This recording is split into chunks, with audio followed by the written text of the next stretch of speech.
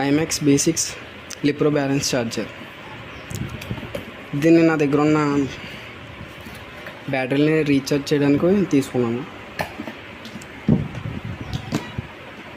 Power control చేయడానికి AC అడాప్టర్ని use చేస్తున్నాను.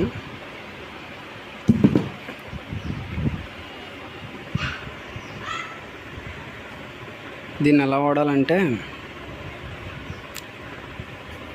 మనం ఫస్ట్ బ్యాటరీని సెలెక్ట్ చేసుకోవాలి. మీ దగ్గర ఏ బ్యాటరీ ఉంటే ఆ బ్యాటరీని ఫస్ట్ సెలెక్ట్ చేసుకోండి.